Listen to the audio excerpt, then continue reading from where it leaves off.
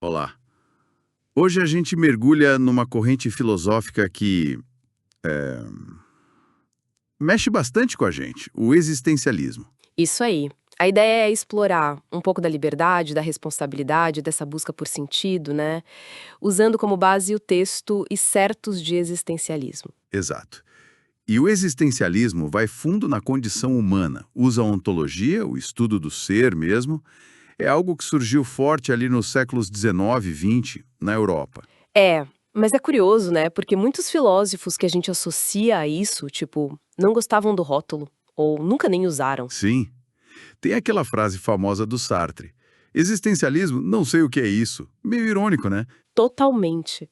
Então, acho que o caminho é focar nos temas em comum, sabe? Mesmo com as diferenças entre eles. Boa.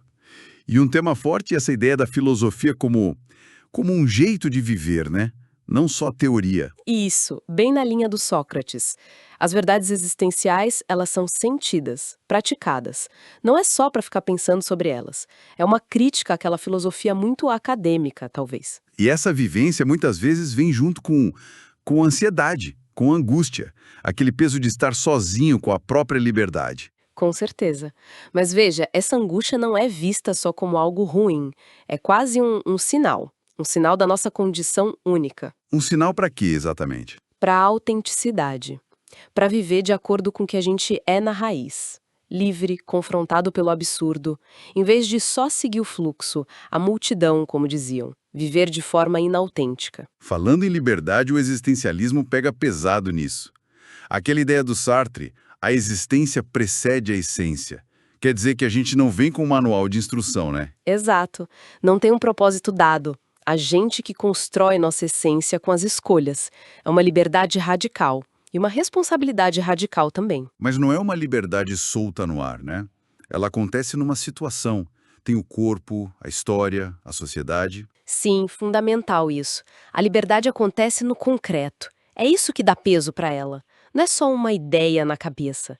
Essas condições limitam e, ao mesmo tempo, dão sentido às escolhas. E aí entra o absurdo, aquele conceito do Camus, o choque entre a gente buscando sentido e o mundo quieto. Precisamente.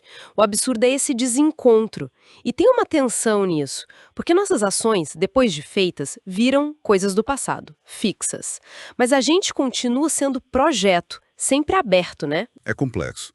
E quem foram as figuras que deram cara para essas ideias?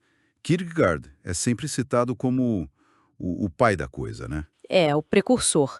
Ele batia muito na tecla da subjetividade, da verdade pra mim, e via a angústia de um jeito positivo, como falamos. E tem a questão da fé, o paradoxo de Abraão. Já o Nietzsche vem com a morte de Deus, uma crise de valores total. Sim, e a crítica à moral tradicional, a ideia do Ubermens, não como um super-herói, claro, mas como alguém que supera a moral vigente e cria seus próprios valores.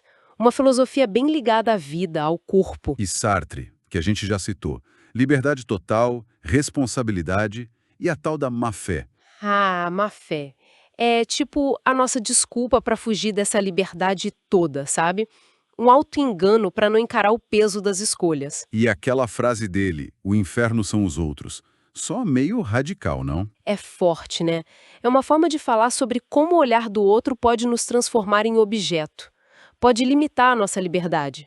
Mas aí entra a Simone de Beauvoir, que é fundamental. Ela pega o existencialismo e aplica à condição da mulher, certo? Exatamente, com a famosa frase "não se nasce mulher, torna-se mulher".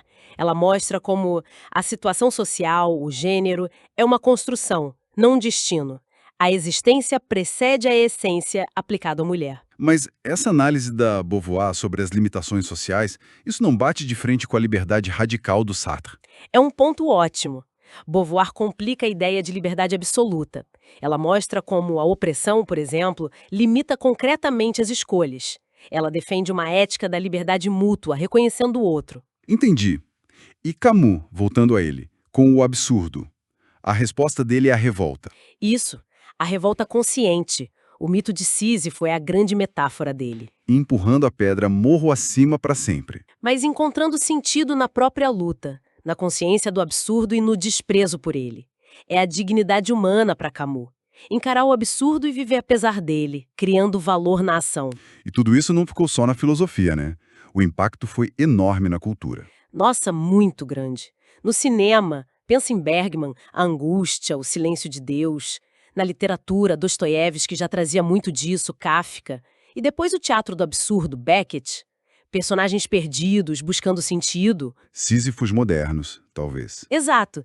E até na psicologia, né? A psicoterapia existencialista com Viktor Frankl, Rollo May, ajudando as pessoas a achar sentido, a lidar com a liberdade e a angústia. Então, para a gente amarrar, o existencialismo, com todas as suas vozes diferentes, é um chamado para a gente encarar a nossa liberdade, a responsabilidade de escolher, de criar sentido, mesmo sem ter garantia nenhuma vinda de fora. É, um chamado para ser autêntico, para viver de verdade, sendo definido pelas nossas ações no mundo, na nossa situação. E aí fica uma última provocação para quem nos ouve.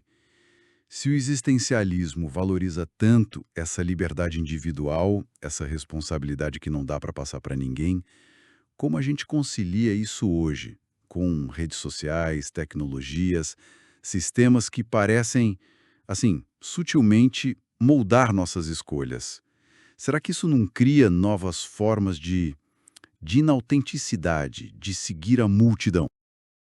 Gente, encontro vocês em outro podcast. Não esqueçam de se inscrever no nosso canal.